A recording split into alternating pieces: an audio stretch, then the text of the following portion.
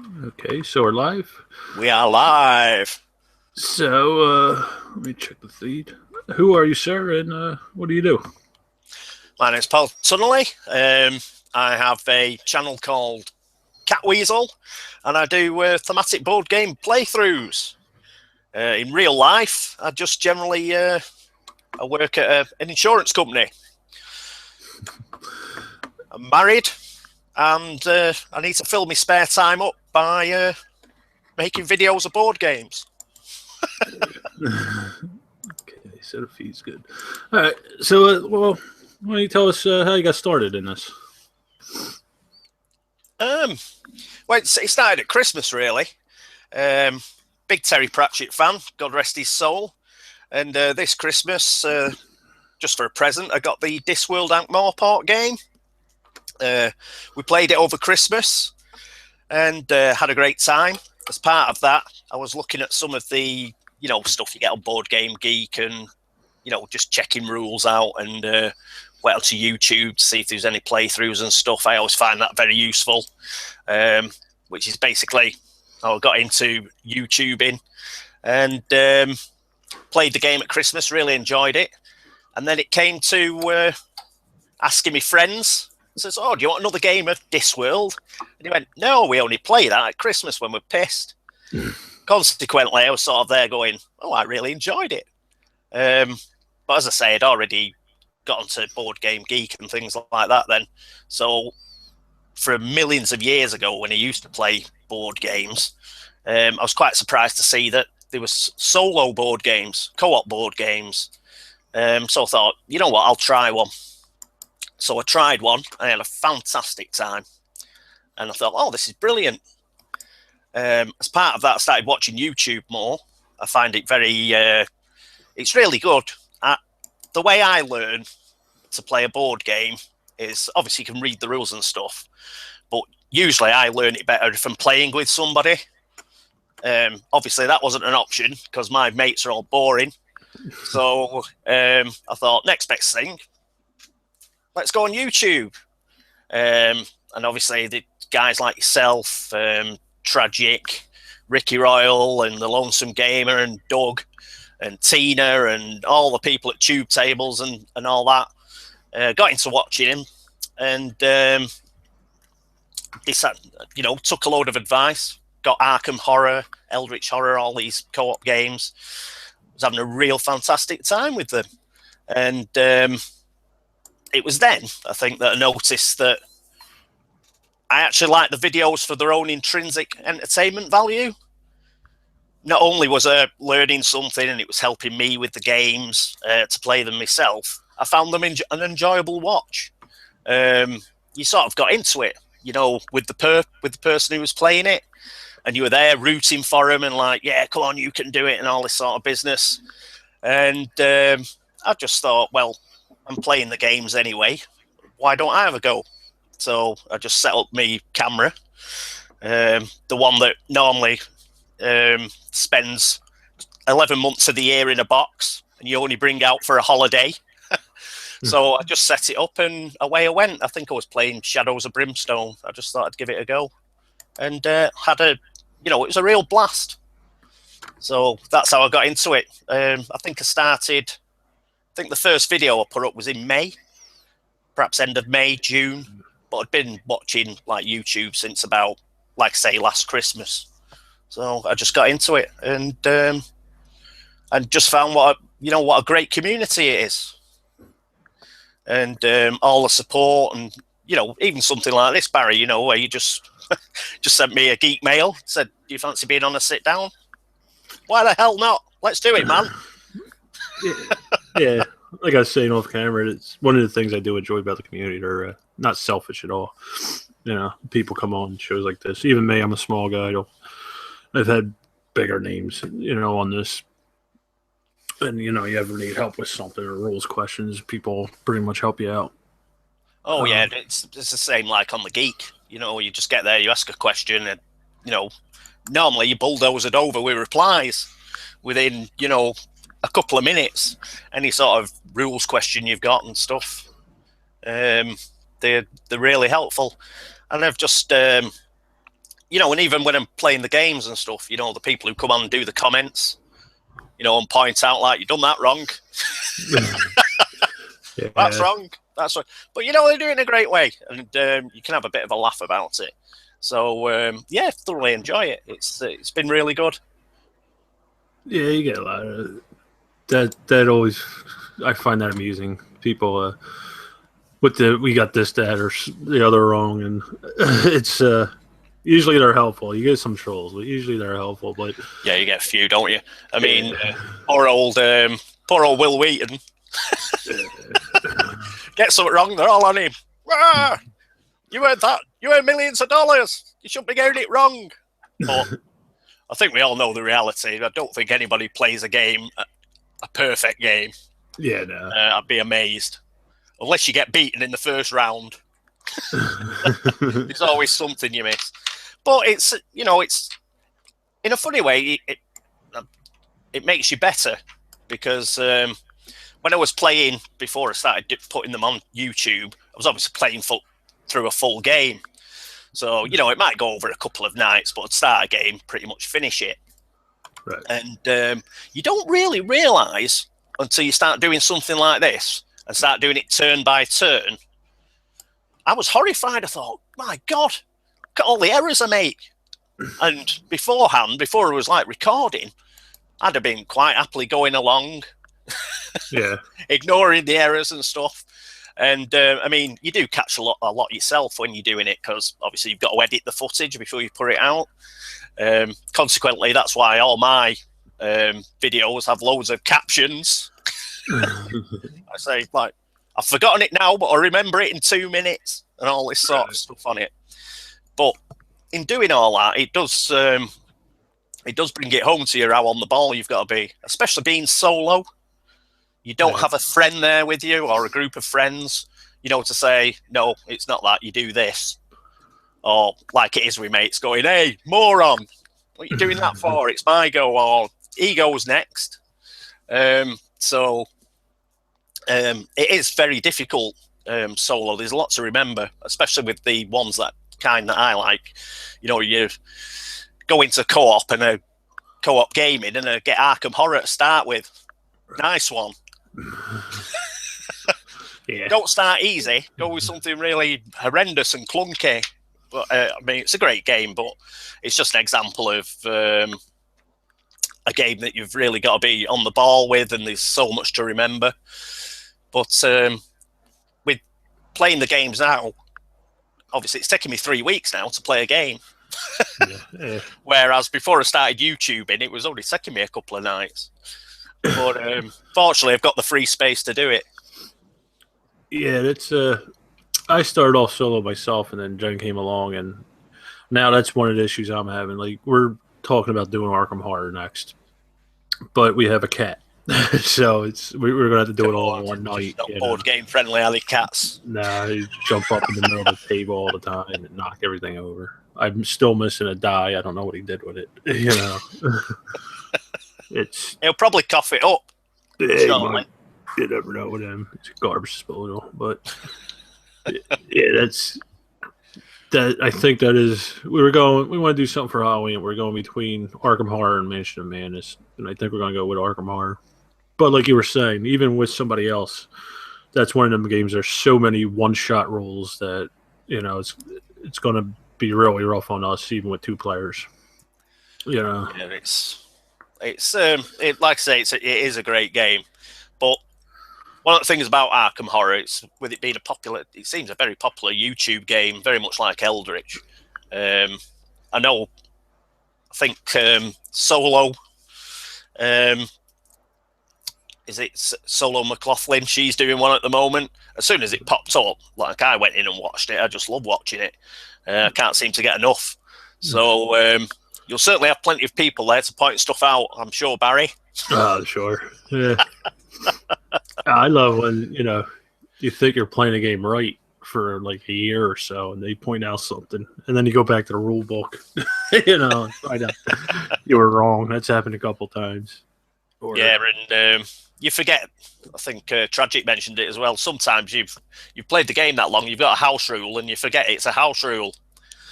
somebody comes on saying something, and you've got to go, oh, that's a house rule. It's just the way I do it. Yeah, I just forgot to mention it. I thought it was an actual rule. I actually just did that with my last video. Yeah, with the house rule.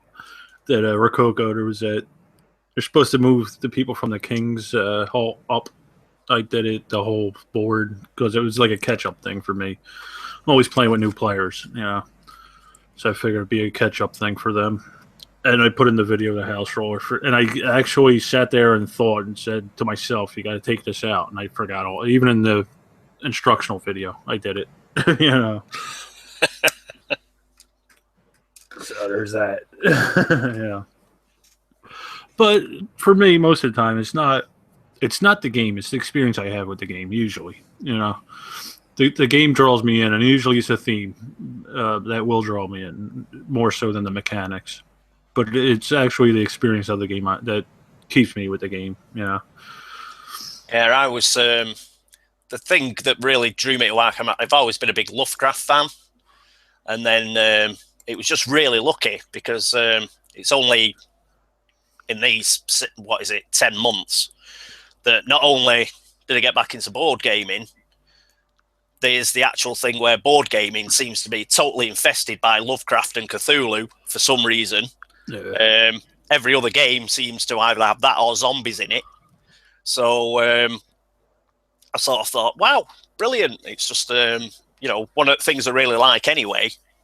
That's also really popular in the board gaming culture at the moment. It seems to have really took off. I don't know if it's because Lovecraft's out of copyright or what it is, or people just like the monsters and stuff, but you see it a lot on Board Game Geek going, people rolling their eyes and go, oh God, not another Cthulhu game.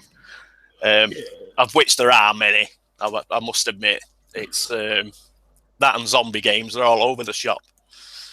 Yeah, I think it's a mixture of both, him being out of print, or copyright rather, and the monster. But I also think it's Kickstarter that really pushed it along. Yeah, there's not too many traditional publishers with Cthulhu type games other than Fantasy Flight. But yeah, it is. I've always enjoyed horror in general, but Lovecraft and Stephen King and Kuntz and all them guys. Yeah, we were just talking a couple weeks ago about that. I'd like to see like the Shining game. I know there's a print and play around, but I would like to see a board game of The Shining, an actual physical one. But yeah, like I said, the theme's usually what draws me in to a game. I actually just got a couple expansions for Arkham. I'm looking forward to playing them. So, with you've played both now on your channel. Which Arkham and Eldritch? Which one do you prefer? I find they're both really good games. I do prefer Arkham. The reason is it just feels a bit more claustrophobic to me. It's probably the parochial setting. It's just small towns or a cluster of small towns, and the way the monsters can hem you in and they can sort of follow you around, and there's a bit more movement. Eldritch is obviously a better game mechanically. It's a lot better thought out, but it's like it's theme for me. So the theme in Eldritch seems a bit more of an adventure game. Right. So it's more like adventure game with some horror elements, whereas Arkham Horror seems a lot more horror-based to me. And like I say, it seems a lot more personal and a lot more claustrophobic. But that said, I'll happily play both. I've had a great blast playing Eldritch, and I thoroughly enjoy Arkham. So yeah. For me, I actually traded Eldritch away. I found Arkham's a little more forgiving, I think. It just seems like Eldritch just keeps kicking you down. You can never get up from that one. It is, yeah. There's the rumors, and then it just I'm playing Cthulhu at the moment, and he seemed to, seeing as he's the main man, pretty much. He's the sort of great old one that always gets referenced. They make him really tough, and he's really tough. And in the game I'm doing at the moment, I think I've had 2 of the easiest rumors you can get, and he's still like, oh. So yeah, it is. I have noticed that you don't feel you've got as much chance in Eldritch. Right. You don't seem to have as many dice to roll, and yeah. And then there's not as many tactical ways to get out of something. You feel a bit railroaded sometimes. And then you got you're an agent, some guy just jumps you for no reason, stuff like that. It kind of breaks the story up for me. In Eldritch, Jen hated that game. We played it twice. She hated it, so I got rid of it. I'm thinking about getting it back. She doesn't know that yet, though. But yeah, even like when I did my my run through of it, I had to film it 3 times because the first game ended in 3 turns, and then I screwed something majorly up in the second one. But it was. I just find it a tougher game. You just keep getting kicked down in that one. So yeah, it's not very forgiving. Not that Arkham is particularly, but I always feel like you've got a few more options in Arkham. Yeah. Occasionally, you can feel a bit railroaded in Eldritch, and you've got to go to a location. You've got to do a thing. You can't do anything else until that's done.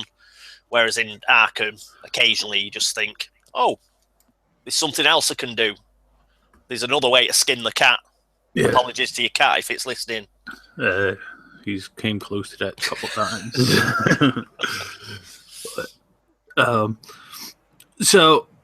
Well, we know you like the horror games.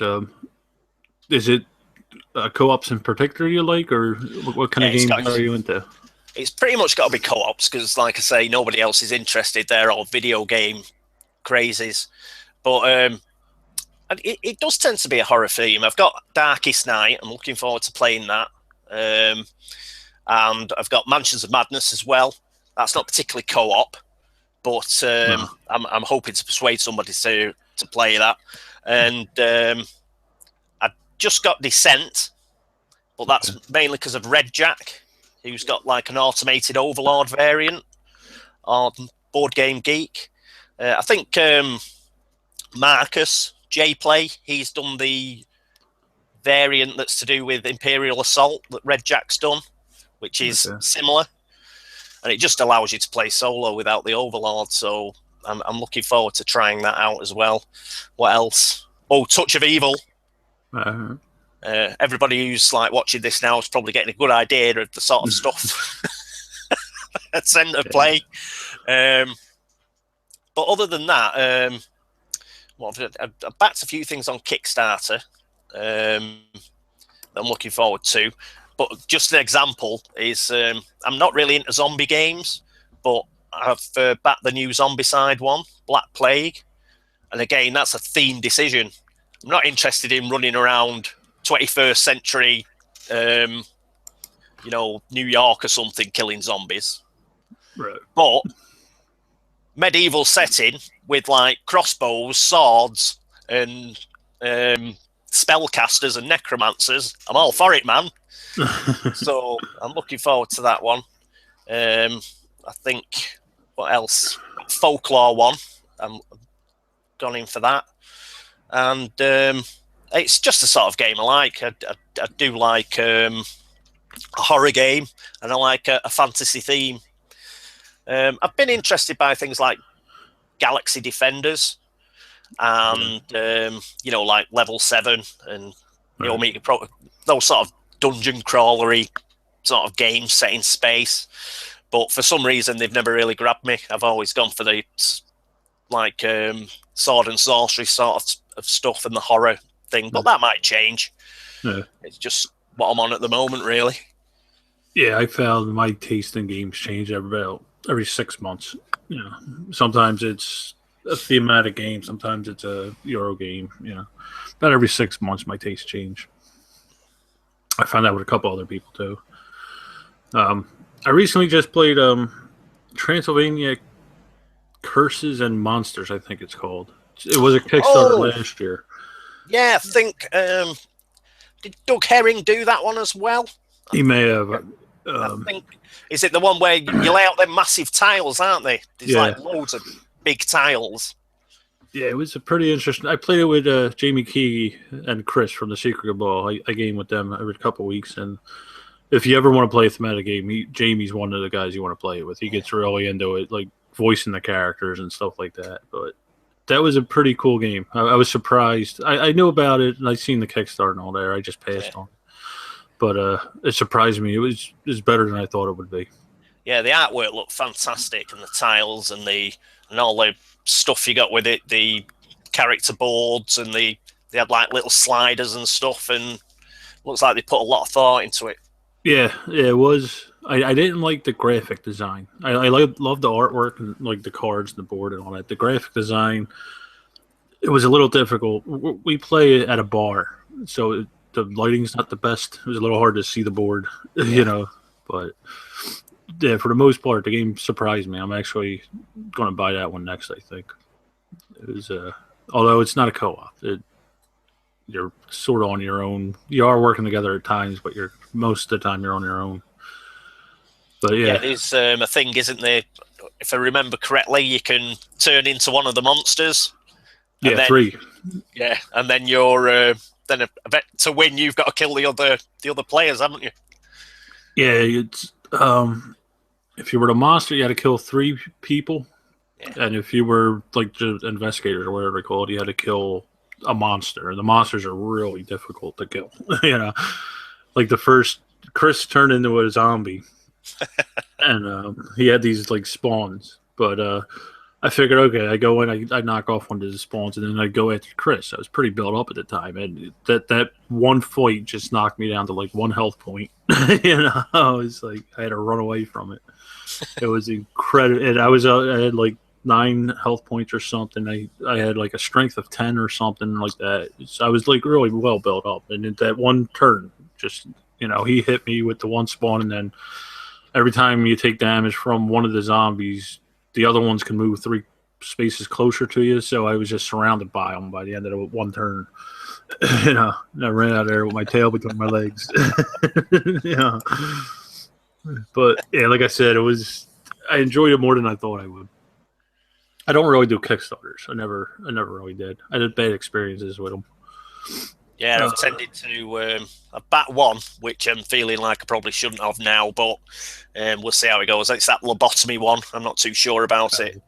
But again, hopefully it'll be fine. But the other ones, like, I think I'll be all right with the zombie side one. They've done about 8 million of them. Yeah. And and another one I did was, funnily enough, a guy who lives in my hometown, which is Manchester in England, Ninja Dog off BGG, Gloom of Kilforth. It's like a card game. Okay. And I bet that looks really, really good. He's play tested it to death because he's been trying to get it published for about 6 or 7 years. But just a couple of things like that. But I'm stopping now. I've told myself, no, stop at 4, wait till you get them, and then perhaps think about some more. It's very easy to get carried away with it and just go, yes, pile it all in. I don't know what you're talking Pledge about. manager. Put more money in. Get more stuff. Well, even without Kickstarter, it's easy to do that. You can't see what's behind me.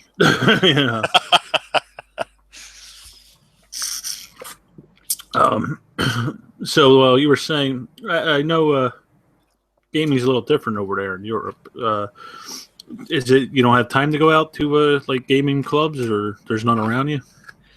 There's plenty around, but what it is I don't drive, so really getting there it'd just be a pain really to get there, get back, get home. So and I've got the space at home and stuff, so I just thought I'll just play solo. It's not a big deal. Plus, I might not always find the time to turn up on a regular night. Right. So it's something I just thought, well, I'll just play this way. It doesn't bother me.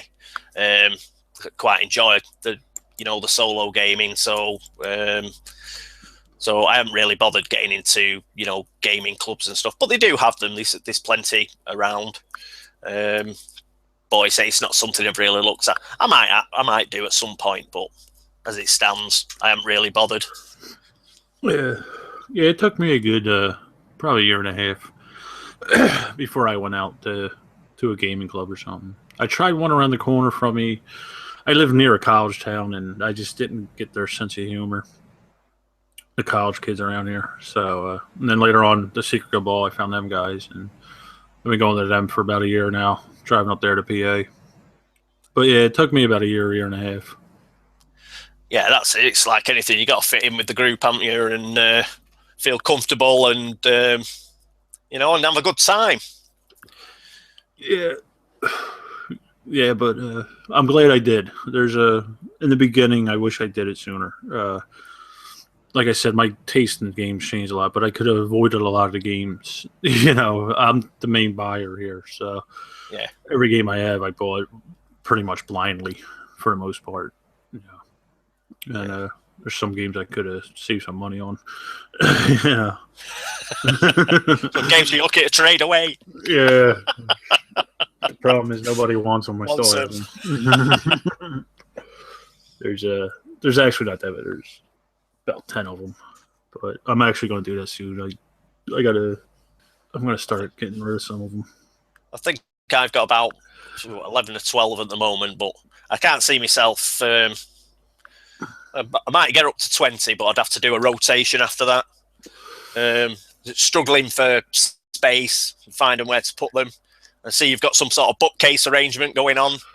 But, yeah, there's 3 of them now back there that are like 36 inches wide by 2 foot high or 3 foot high, whatever it is.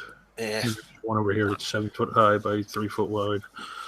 I've got an additional problem with I love the bling as well, so I've got all sorts of card holders and like all sorts of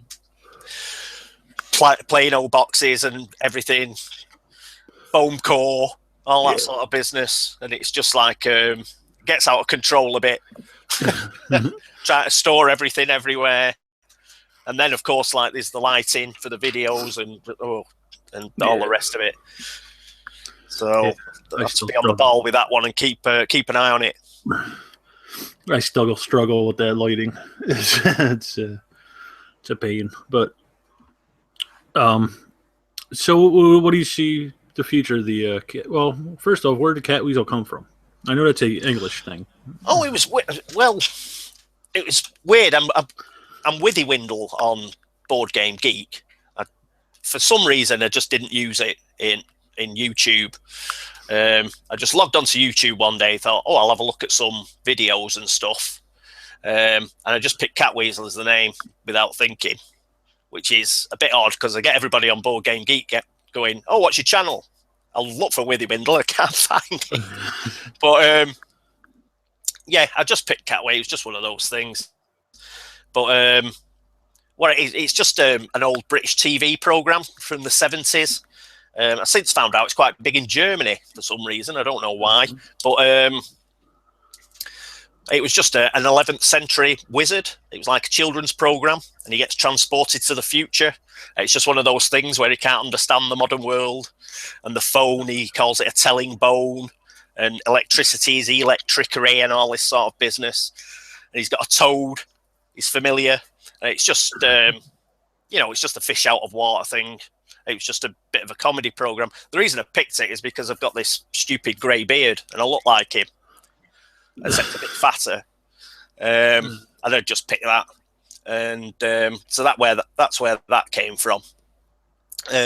But yeah, it was just pick a name out of, just logging on and just thought, I've got to pick a name, so I'll just pick one.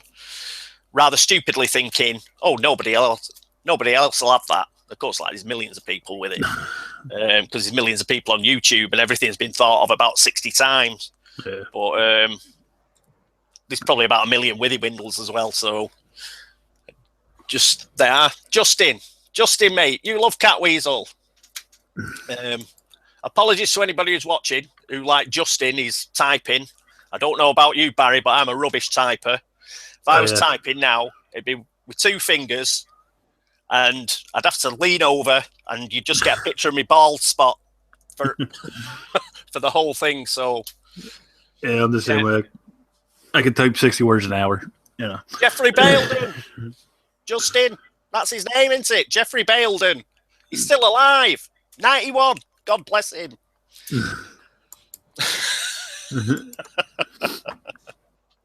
Yeah, I thought it was interesting. Like after I see seen you on the guild and all, and I went to your channel after I found it. Then I found Catweazle. I never heard of it. You know, I don't think it's aired over here in America. And I was like, I was thinking to myself, why would he do that? Yeah, it was just I don't know. It's just some sort of strange brain thing that occurred while I was doing it. No idea why I picked it. Yeah. But that was it. That was the reason behind that. Yeah. So that's just what I started it off on, and I'm stuck with it now. Yeah. You can't really change it, can you? So that'll have to be what it has to be. Yeah, me and Aldi, Scott Alden was talking about that about my channel. Well, I didn't really put a lot of thought into a gateway gamer, you know. And I even when I started the channel, I was starting to veer away from gateway games. So, like you said, kind of stuck with it now. But Scott was talking to me about rebranding. I'm like, I don't know, you know. I had to change the email, the YouTube, everything. Yeah, it's like changing your bank account. It's just a pain.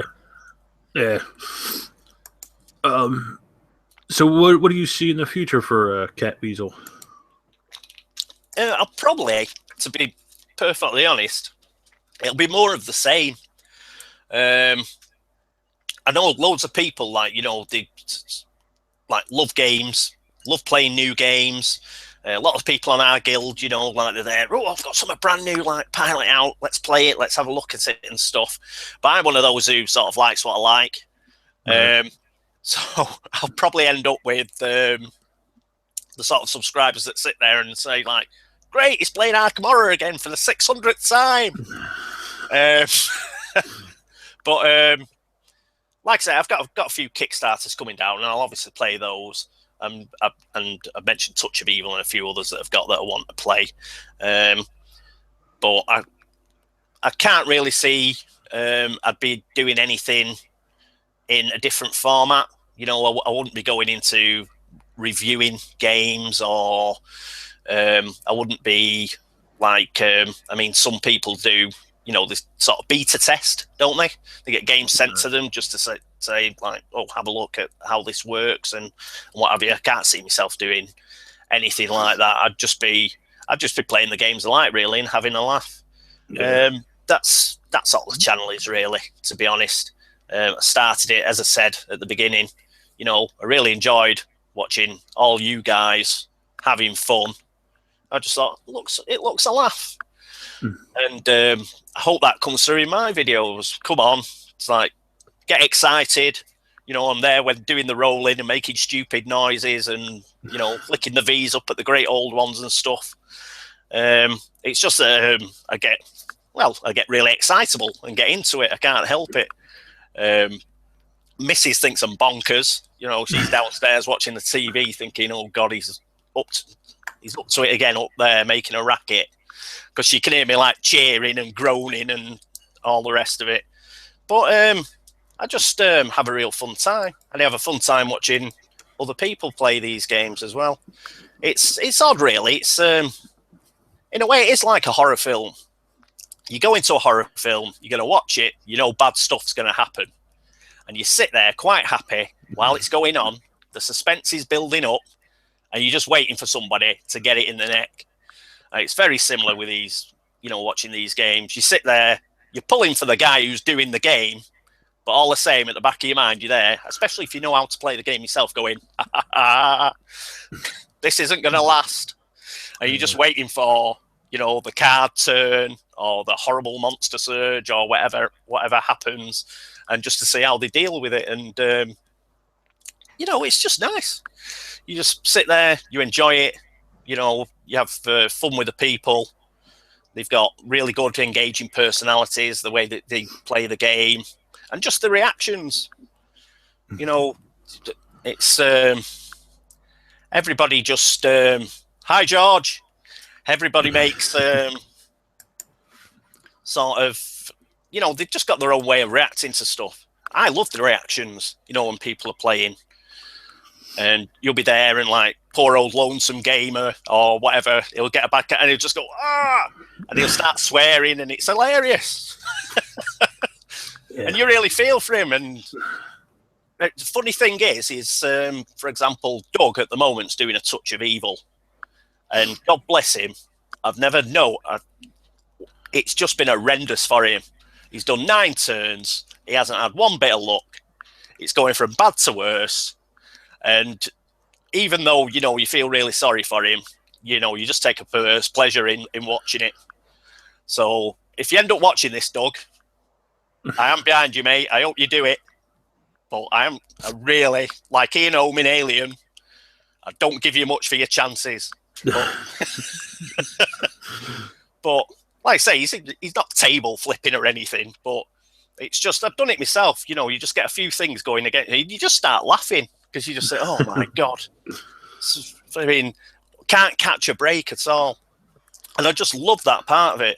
That's why I love watching these videos, and just the interaction you can have with people like there's George and Justin. You know, they come on, they'll make comments and to your videos, and you know, it's just fun, and it's just I enjoy watching other people's videos as much as I enjoy making my own. It's just a real fun way to spend some time. Yeah, it is. And you're one of the things I like about you is it took me a long time to get comfortable with a camera, but with you, it was like right out of the gate. You know, you were comfortable with it. You did what you did, and I could see you. Like I said, with me, it took me probably about a year, and I know a few other people. They're still uptight. I still am. You know, that's one of the things I do enjoy about your channel is you're very comfortable with it, and you're just there to have a good time. You're not worried about subscribers or anything like that. Oh no, you know, if people like it, they like it, and that's great, fantastic. But you know, I don't. You know, if somebody unsubscribes because, like, I don't know, they can't stand my fat hands in front of the camera or whatever, then you know that's fine. You know, it's just not for them. I've unsubscribed from a few channels, and most of the time it's not because the channel's bad. Far from it. I mean, most of the time, like Watch It Played, brilliant. If I want to, you know, if there's a game out there that I want to check out, I'll see if they've done it and I'll have a look, you know, see the reviews and stuff. The only reason he unsubscribed is because I was getting about 50 million, you know, pop-ups all the time, and it was driving me mad. So what I do now is, like I like the weekly thing, you know, where they do or 2 weekly, where they do the top 10s. Right. They have a real good laugh, you know, for an hour while they go through and all riff off each other. I enjoy that as well, but I don't actually subscribe to the channel because of all the stuff that comes out, which is fair enough because, you know, that's what the channel does, and it's there to inform people, and it's for everybody, not just the games I like. So, but I like to think that all the people who unsubscribe off my channel are just thinking, well, he piles out a bloody video every night. He's a pain in the ass. If I want to watch one of his playlists, I'll just go back. Yeah. So it's just that way of looking at it, really. Yeah. So as far as the channel goes, I mean, like I think Tragic mentioned it on the Guild. You know, new blood. You'll probably find in 6 months, like I'm only doing 1 video a week. But at the moment, you know, it's just fresh, it's new, I'm really enjoying it. So I tend to do a turn an evening. It's just the way it is. But that might slow down or it might not. But I'm enjoying it at the moment. It'll probably pretty much stay the same. I'll just do a playthrough of a game and have a few laughs. And anybody who wants to come along, join in, give any advice, then they're more than welcome. Right. Yeah, that's what you guys do is a totally different beast than what I do. I couldn't do it every night, you know, make a video, edit it, and then upload it. I just couldn't do that. It would drive me insane. The reason to do it, funnily enough, the reason to do it is like the Mrs. Catweazle loves soap operas. And in Britain, that's pretty much 6:30 till 9 o'clock at night.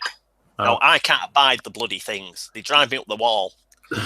So what I used to do was I just used to come upstairs. I used to read or, watch another channel or something like that. Ancient Aliens on the Discovery Channel.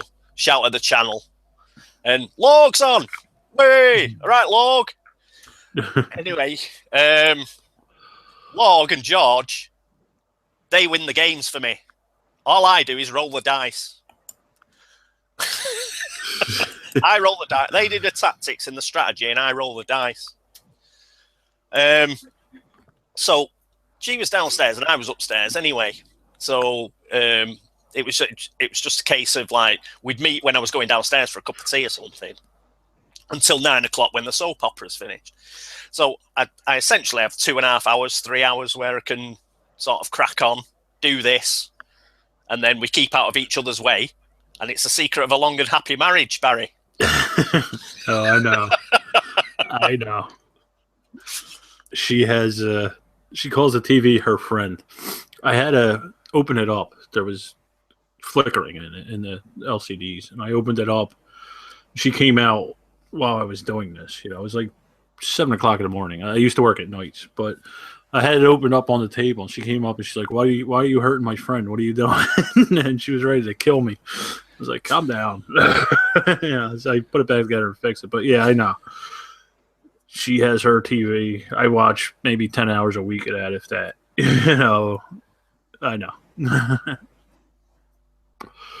Keep her happy. Keep her out of your hair.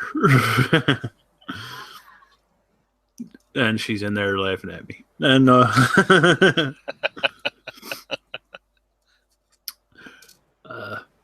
yeah. But anyway, yeah, like I said, I couldn't. Well, I think I put more editing into it than a lot of people do, and I couldn't do that. For me, it takes about 10 hours of editing for every hour that goes up. Oh yeah, the actual game, the actual video is quite quick. You go through, like, you do a quick 40, 45 minutes. It might go to an hour, but the other, it's about 2 hours after that where you're doing all the like editing and I put a lot of captions on because I forget stuff. Yeah. I catch it. A lot of the times I catch it, but I have to put a caption up to say, I remember this in a minute. That takes time. And then obviously there's another thing that I didn't realise that I was going to do was, I don't know if you've seen the like introductions. Not in the same league as people like Tragic who do these like amazing ones, but I thought, I'll just do a little intro. And but yeah, I find myself spending a Sunday doing those, before I start a game. Yeah. So I'll spend 4 hours on a Sunday putting one together and go, yeah, that'll do. So it's amazing how little extra tasks creep into what you do. Yeah. So, just to make things more clear, like my videos have, I put things like trackers in them just to remind everybody at the end of the episode where everyone's up to and stuff like that. It helps me because I can then say, right, this is where I'm up to. But I decided to start putting them up for the viewers as well. It's just things like that you end up doing. It does end up taking a bit of time at the end of the day. Yeah. And like you say, editing. It's like if these videos are icebergs, then editing's the 80% that's under the water. Yeah, it is. I thought about doing the intros and all that. I ran into some copyright issues on songs that weren't even copyright. They were, free. I got one of those with I used Laurel and Hardy, and I got one of them through, and I was like, surely that was the 30s. Yeah, but yeah, I've used. I can't remember what they're called now, but they're free for everybody, and they mistaken it for a copyrighted song. So after that, I was like, nah, I'm not even bothering. Yeah, I found, and all that. Like a lot of people do, I found Kevin MacLeod, so I just use his and just put the attribution on there. And It's in fact that's the only reason I really put the. Well, I do enjoy doing the intros, but I also think it's important to put on. You know, if you're doing somebody's game, just to say, right, this is the company that makes the game. These are the people that designed it.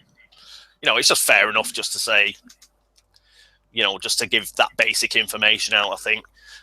You do that anyway, because the way you do yours, you show the box, don't you? So it's all there on the front of the box.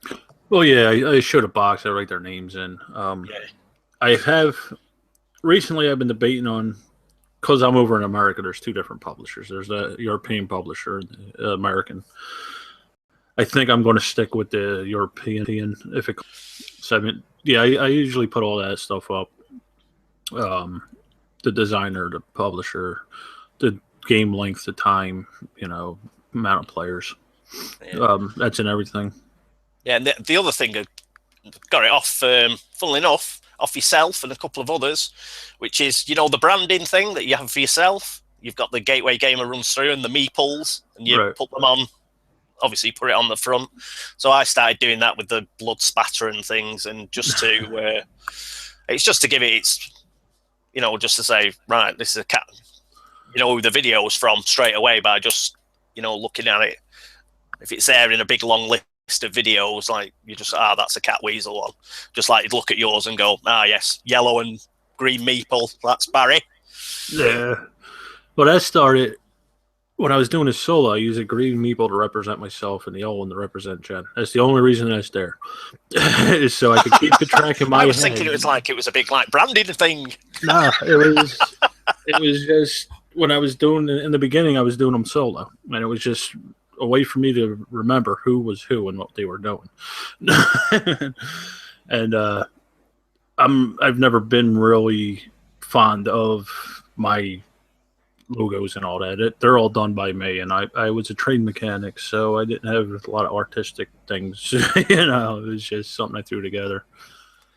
No, it's good because it's a basic design. It's simple, it's clear, and you know it stands out. Yeah, so you got nice bright colours. Use the same font, all that sort of stuff. So it's all the stuff I did on mine, just to say, right, you know, that's just whose channel you're watching. So, yeah. But like I say, you know, I think there's quite a few that don't bother, probably through copyright issues, I would imagine. I don't think Rick doesn't bother that much, does he? And Paul Darcy, I don't think he bothers much either. It just pretty much starts and they get straight into it. But a lot of people like that as well. You know, I do put the intro stops at, but you do get a lot of people who just want to, like, I just want the content now. Yeah, you get that. Yeah, like I said, I envy you guys a little bit with that. I started that, like I said, this started with my family, learning the rules when I set up the game. That's where the overview video is what I call it. It started, and there's quite a few times I thought about just getting rid of it and just going straight into the game. You know, even the final thoughts thing, I thought about getting rid of that a lot because, like I said, I don't consider myself a reviewer. It's just what I think about the game. Yeah, and I've had some discussion about that with Lance Meister and Scott Alden recently about that. You know, he says his game night, they don't consider themselves reviewers, but they give their final thoughts at the end. And then it's like, well, they're reviewers then. You know, they're giving their opinion of the game. So I'm thinking about that. And in that time, you know, that overview video takes me the longest to do out of everything. And I dread it sometimes, especially I want to do Tragedy Looper, but that is such a tough game to explain. You know, that's why I still haven't done it. That's another thing. We talked about reviews, but another thing I'm always keen to mention, at least every once in a while on the channel, is I'm not like it's not a tutorial. I'm sure George and like Log would be going, damn right. Damn right it isn't.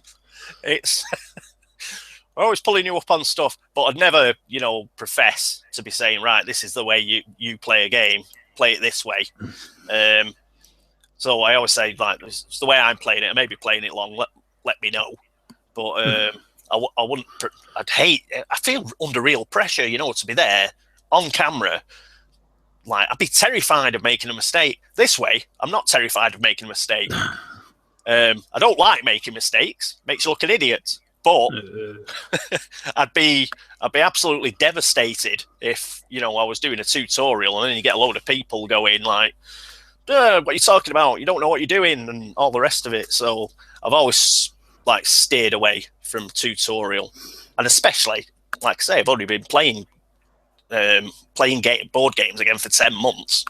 Yeah. So I'd hardly put myself on a level whereby I'd think of myself as some sort of expert at playing games. Far from it. As you say, it's just it's just a lot of fun. It's a lot of fun, and it's something I enjoy doing. Yeah, it is. The Estonians here, Robin. Alaboom! Yeah.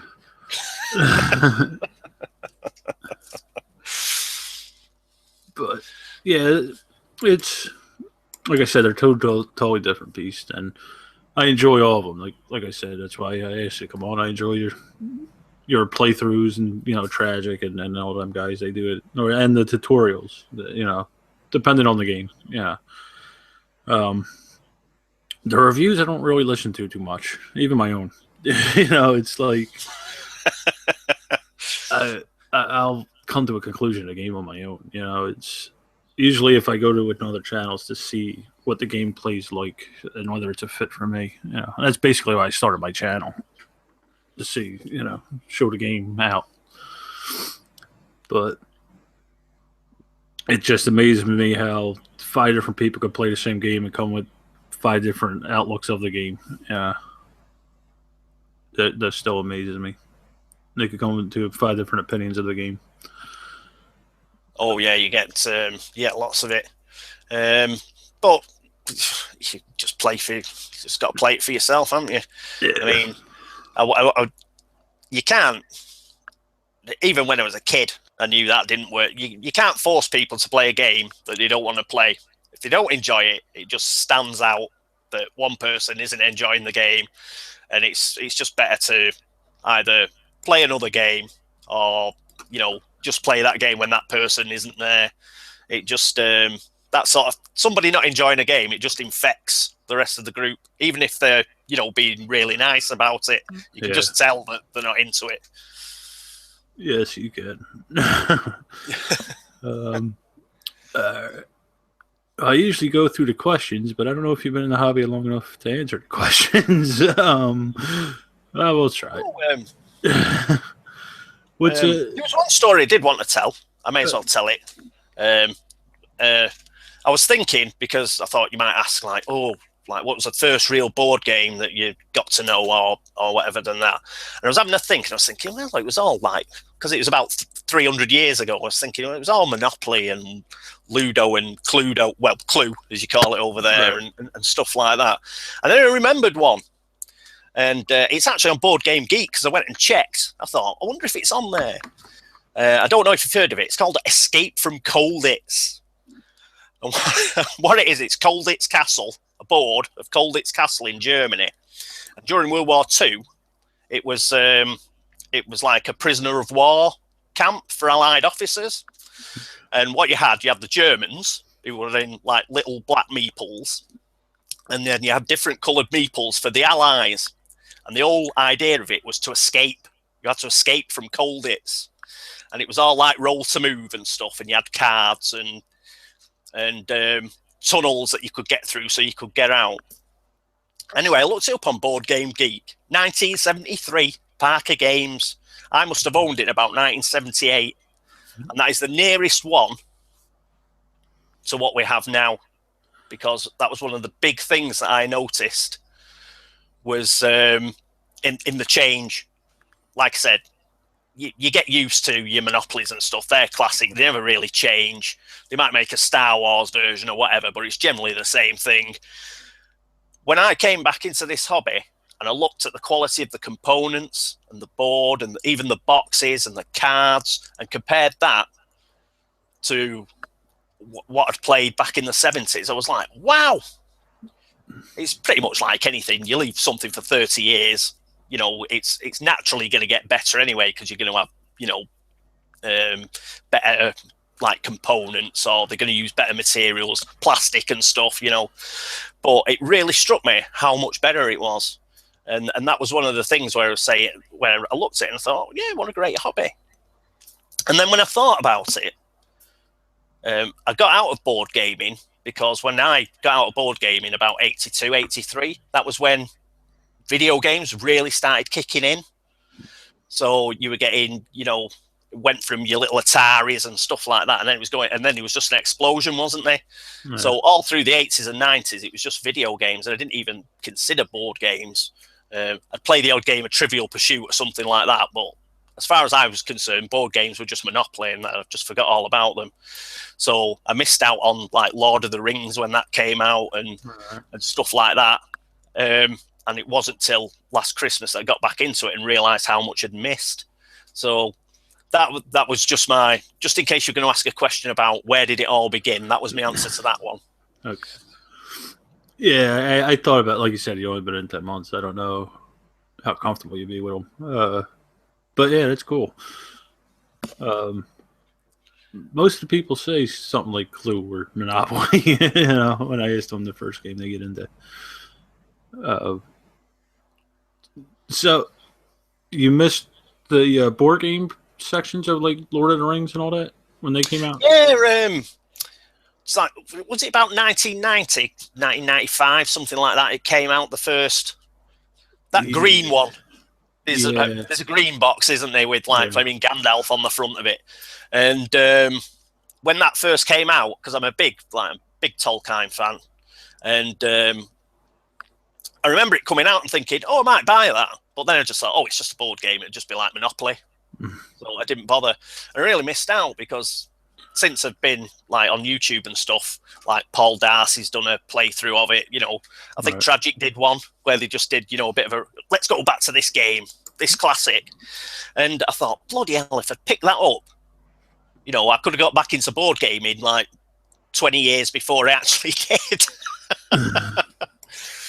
So that, it was just, it just seemed to be, what is it, mid-90s, 2000s, stuff like that, that board games really started to explode, and they started, you know, moving from roll to move and getting a bit more, what is it, you know, just getting a bit more sophisticated. Yeah. Well, when I got in, I noticed a lot of the games that I seen up on YouTube were going out of print, but recently they've been coming back. You know, like Fury of Dracula is one I'm really interested in coming back soon. It should be out any day now that I'll be picking up. You know, but that when I got in the hobby, that was out of print for a couple of years. So all them games you kind of missed out on. I'm sure if they were good enough games, they'll be coming back. Yeah. Yeah, I hope so. Like Hero Quest, that looks a good one. I don't know about that one. You know, but even Talisman and stuff like. If I'd had Talisman when I was a kid, I'd have just loved that sort of game. You know, as a kid, I'd have played it to death. Oh, hang on, I've got a couple of questions in. Nope. Glad you're paying attention. Here we go. George, I'm from Manchester, England, so it's a Mancunian accent. And Robin, I did cover this quickly at the beginning, but I got back into last Christmas. Somebody bought me Ankh-Morpork, the Discworld game. And I had to get into solo gaming because nobody else in the family was interested in playing it after Christmas. They only play board games when they're drunk at Christmas. So that's where that came from. Mm-hmm. Damn Estonians. All right. Yeah, no, I don't think Hero Quest will come back, but I heard that Planeswalker, what is it? It's the big card game. Magic the Gathering, the Planeswalkers is very similar to it, to Hero Quest. I don't think they could produce it cheaply enough. You know, is it like what is it? This it's a June game, isn't there? That they can't call June, and they have to call it something else. FFG. because they wouldn't sign it off. Yeah, it's part of Twilight Imperium. Rex, that's the name. Yeah, that's it. Yeah. Yeah, it's the same thing with like that. Yeah, there's a lot of plastic in here, I doubt they'll ever be able to reproduce that cheaply enough, to sell. But I heard that Magic the Gathering Planeswalker is very, very close to it.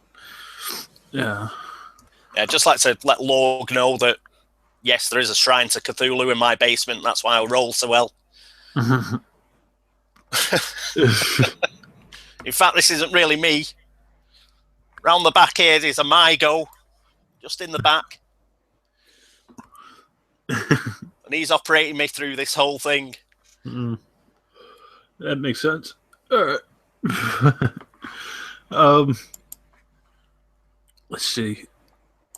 You're kind of a tough one because it's like you've only been in a hobby 10 years or 10 months. So, I guess I can start with the question I usually ask.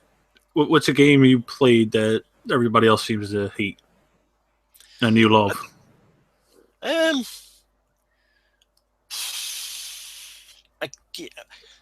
From a personal experience in the house, it's all of them. Nobody else will actually do them. But I think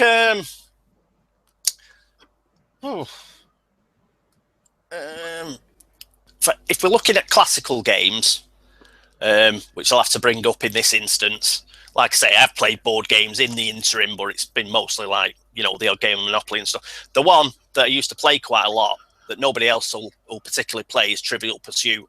It's not really a board game. It's just that's just an excuse for asking the questions. But people hate playing that because, like, I always win. I'm one of them. But yeah, Jen likes that game out a good bit. Trivial Pursuit. She has the classic games. Some of them are older than I am. She still has. She's a little older than me, but there's a whole shelf over there that people don't see too much. But she loves them classic games. She's always bugging me to play Monopoly, and I can't stand it. They even tried. There's this new version of Monopoly. I forget what the hell it was called. They tried to get me to get it to play it. They bought it for me for Christmas. I forget. It's like they connect together or something. I forget what the hell it's called. I almost threw it in the fireplace. This actually, funnily enough, I played talking a classic game. Played Mousetrap a couple of years ago. One Christmas. I've got to admit, it was a lot of fun. Even though the bloody thing never works. Right at the end of the game, you spend about 20 minutes, don't you, to get the whole thing to work. And then everybody gives a little cheer. Because it always seems to fall over halfway through after you've built it. Yeah. Yeah, I played that. My niece and nephew had a copy of that. They changed it since I was a kid. And I found that a lot of these modern or classic games are changing for this newer generation coming up. But it wasn't the same at all. It's you were most likely guaranteed to catch the mouse. The trap was most likely guaranteed to work. Everybody needs a trophy these days. Well, the other question is the reverse of that. What's one that you hate everybody else loves? I'm not a big fan, really, of... and this is just from what I've seen on YouTube. Like deck builders. They don't... I watch them and I just go, ugh. It's just like collecting sets. They do it very cleverly, because, like, say, the Lord of the Rings one, for example, it's, dripping with the theme all over it and all the characters and stuff like that. But deck building, it leaves me a bit cold. I don't... But, again, I think that's part of me that just loves... I love all the crap with games. If it's just cards, I'm like, oh, it's only cards. I want a board. I want, like, I want stuff. I want stuff I can mess around with. I think I watched Paul Darcy's playthrough of is it Starfarers of Catan? Yeah. And I was watching it and I thought, wow, I just love those spaceships, man. That stupid mechanic they've got with the beads in. Yeah. Instead of rolling dice, I know, we'll build this big plastic spaceship, put a couple of beads in it. And I was like, I want one. but I don't think they make it anymore. No, they don't. But if it's just the card-based ones, I'm not really a big fan of. I did mention before that about the Kickstarter for Gloom of Kilforth, but which is all cards, so everybody be going like, so what are you talking about? But that one's slightly different in that you have cards that you lay down to sort of make a board, different terrain. So you make the terrain out of the cards. I think there's 25 cards, and you make the terrain. So essentially, you're making a play area out of cards, and then you move over them. So I thought, yeah, that's a good idea to do it. You know, you try to save money and what have you, and that was a good way to do it. But generally, a deck builder or anything like that, I don't think I could really sit there and, you know, over from somebody playing one of those type of games. But like I say, I like the stuff too much. Components, love them. Anybody brings out a game like Arkham Horror with 1 million components in, I'm all for it. Just sit there, punching the boards out, filling a Plano box. Can't beat it. Yeah, me and my wife fight over that. Me and my wife fight over punching the boards out sometimes. So, if you only had one game to play, you know, what game would it be? It would be, as it stands, it'd be Arkham. I do really, really enjoy it. Like I say, I was lucky in that I really liked Lovecraft before I got back into board gaming. And then, like, just told Lorg, I've had a shrine of him down in the basement for years. And then I get into board gaming and I find out, like, that virtually every other board game's Cthulhu based. But Arkham Horror was in a way, it might be quite sad for that to be the first game, you know, I bought myself when I got back into it. And I hope it doesn't happen. I'd hate to be here, you know, in 20 years' time going like, oh, there's never been anything to beat Arkham. Like an old fart. Never beat Arkham. And all that sort of business. But, yeah, I think it's its replayability as well.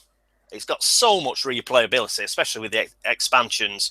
You could play the same investigators, the same great old one, probably this, you know, all that sort of stuff, and you could play it 10 times and it wouldn't be the same. Yeah.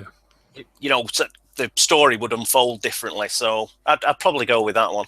A few questions come through. I haven't tried Mage Knight, but I'd certainly like to try Mage Knight.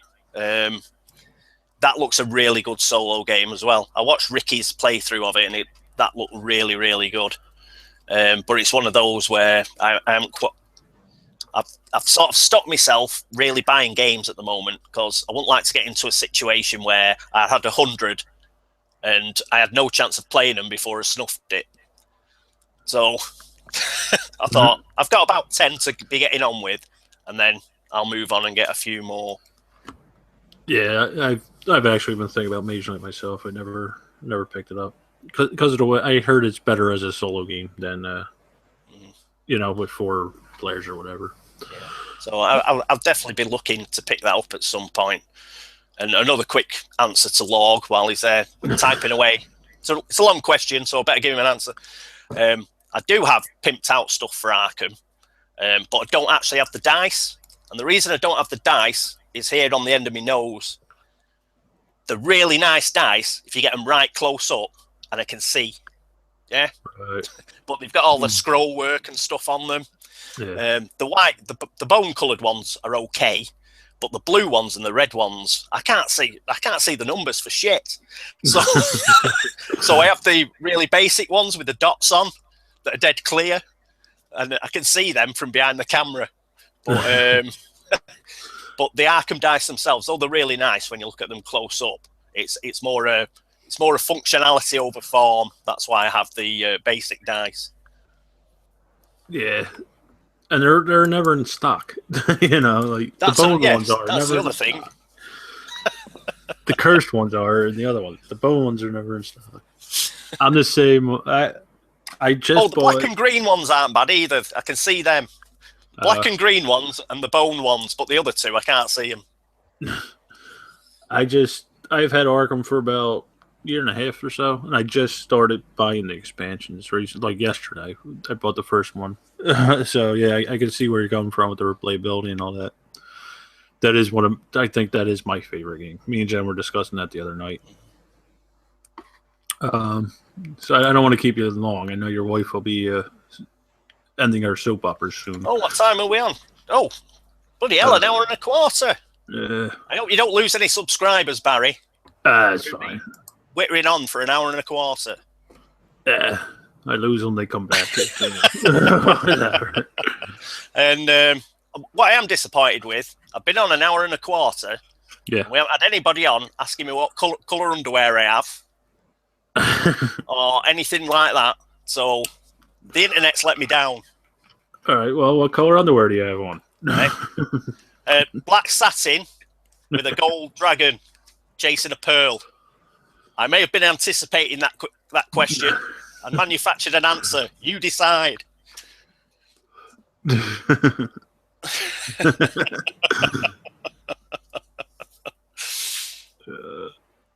Oh yeah. Have you ever played Elder Sign?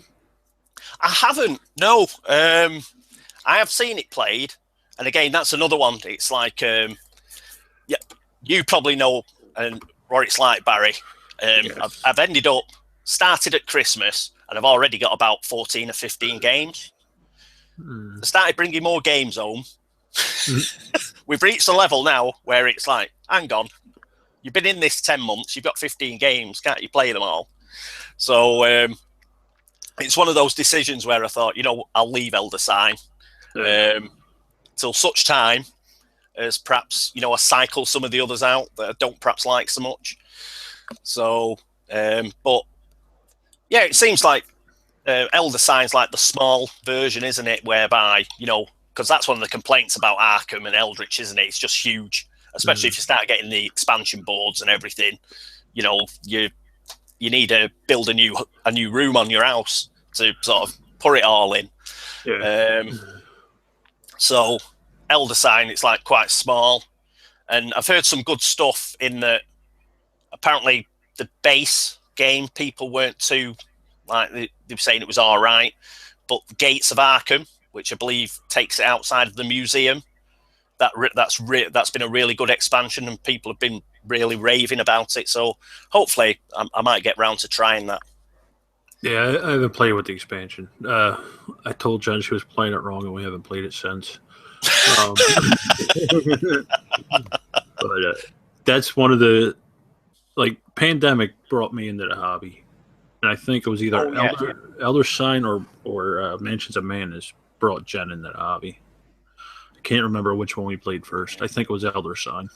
Yeah, I've got Mansions of Madness, and I think it's I can't remember what the first small box expansion that came with it. Oh yeah, but that was it looks brilliant, and again, all the setups, and I'd really like to play it as well because I like the puzzles. Those little puzzles that they put in with it. Right, they are components. I told you I was mad on components. It's like that. Solve this little puzzle, like a wiring diagram or all the other stuff that they have in it. So that looks pretty cool. Yeah, I wouldn't know, Jen. I'm always the bad guy, whether it's the Dungeon Keeper or the Nazis or whatever.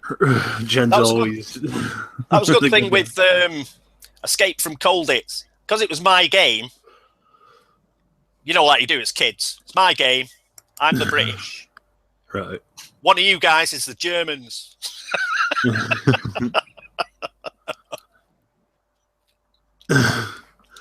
Yeah, I don't have that luxury.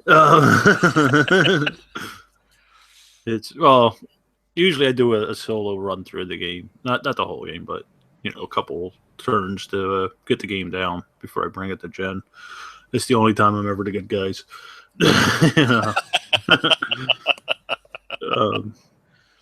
But we'll see. Maybe one day. Well, no, Jen. That Spectre Opt, I thought I was the good guys, and I wasn't. She pointed that out. She made me read the fluff text the whole time. I thought, yeah. good. I think you find what is it? I think you find if you're the main gamer and the guy who buys the games, you just tend to get stuck with playing the bad guys, don't you? Because like as part of teaching the game, you've pretty much got to be the bad guys and give everybody else a chance. And yeah, it must be really infuriating. You sat there saying, bloody hell, I just spend all my time being the overlord or the bad guy or something, and like I never get to play as the heroes. Yeah, and I was talking to a guy, Don, like a friend of mine, who Tragedy Looper. He showed me how to play Tragedy Looper, and he was saying, especially with Tragedy Looper, once you play the Mastermind, I think they call it, once you play that, you can never play the other side because of how it's going to unfold. Blimey, that's a bit limiting. Yeah. You've got to sit there. There's a load of you around the table that says somebody's got to take one for the team. Who's going to do it? And that's it. And you get branded. Yeah, pretty much. You're the bad guy now till the end of time. That's what he said. That's why he's like, I don't think I'm going to buy the expansions or anything. It's, I'm sick of being the same thing all the time. All right, so like I said, I don't want to keep you. I know. Oh yeah, sorry, mate. Or something. Oh no, it's fine. I just don't want to keep you. You're having a chat with Robin, aren't you? So yeah, I'm keeping Ella Boom back. That's not for sorry another. About that. No, that's fine. That's not for another 6 hours or so. We don't do that till 10 o'clock at night, my time. Oh right. All right. Robin will get up at like 4 a.m. to do it. 3 a.m. whatever time it is over in Estonia. But yeah, I don't want to keep you too long. I know it's what, like 8:30 over there, something like that. Yeah, no problem. Anyway, I had a great time. Thanks very much for inviting me on, Barry. No problem. It's nice to chat. If people want to get a hold of you, where would they find you? Oh, just go to the channel. Go to the channel or Withy Windle on Board Game Geek. Okay. And that's me. That's you. Is there anything else you want to touch on, or? Not particularly. No, nothing that strikes me. Just thanks very much for your time, and it was had a good chat. Thanks very much. No problem. Thank you. All right, folks. There is a quick thing. Good. Nearly forgot. I think Log thinks that I'm doing a video tonight and uploading it. I'm not. I've done this tonight. So the next episode of Eldritch Horror will be tomorrow. It won't be tomorrow night either, boys, because I'm out after work drinking alcohol. So it'll probably be Saturday. So just to let them all know. Well, you can't film and drink? It's not the same time. Yeah. All right. So, well, thanks for everybody for watching. Thank you for coming on. No problem. Thanks very much, Barry. All right. Say bye to the cat. Say bye to Jen. Yeah, I will.